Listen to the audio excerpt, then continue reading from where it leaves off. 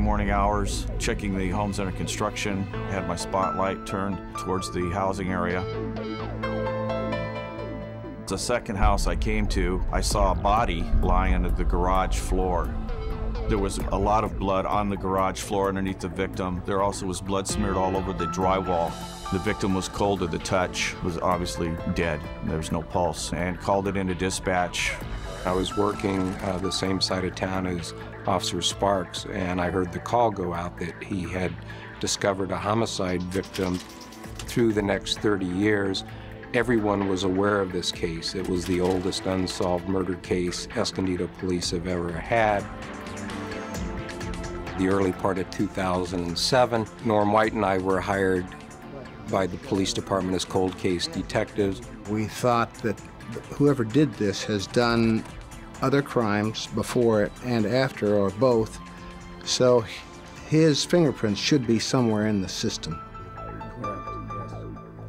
We had no physical evidence, we had no witnesses, we had a 30-year-old cold murder case. All we had was the photograph of a bloody latent fingerprint.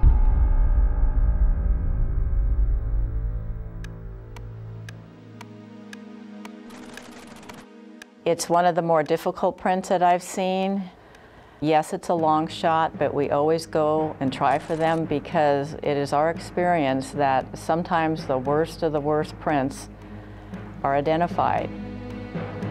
I assigned it to Hoi because I knew that she would take the time to really work with this difficult print. You can see it's a puzzle print to begin with, and it took us a while to really get it right before we searched this latent print. We try to estimate the size, adjust the contrast, try to reverse image and the mirror image, guess which one is the correct one that we should use. Normally we search in our state database, which is the automated latent print system. We did not get any hit. I tried the FBI IAFIS system. Derek, would you look at that? Sure. See what you got. It came back with 20 candidates. That does look good. Yeah. When I go down to number 9 and it was a match, and oh, my heart was pounding. It was August 21st, 2007, and I was at home when I received a call from Hoi Lui. I got a hit on the homicide case that you sent in. What? That's incredible. When I received the call that day, it was like being a child on Christmas morning and opening the best present that you could ever receive. Sir, my name is Norman White. I'm a detective with the Escondido Police Department. We're looking into a murder that occurred in 1977.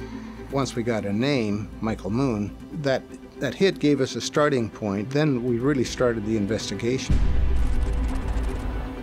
Hey Mike, how you doing today? We conducted a non-custodial, non-Mirandized interview of Michael Moon in Reno, which was tape recorded with a button camera.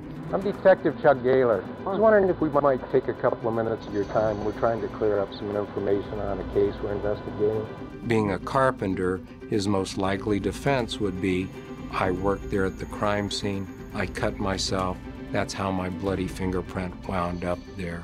Our objective was to get him to distance himself from that crime scene. Did you ever work in that complex? No. When I first saw Michael Moon sitting in court, it was a wonderful feeling to know that a person who had committed this murder 30 years ago would now face justice. This case is a once-in-a-lifetime sort of a case. It will always mean a lot to both of us. Justice was served. We get the bad guys off the street. Every day when I come in the office, I'm thinking I'm fighting crime again today. When you get a hit from IAFIS, your crime is probably solved. Tap into the power of IAFIS. To learn more about using IAFIS latent services, go to FBI.gov. To submit for the Latent Hit of the Year award, send an email to FBI Latent Hit@leo.gov.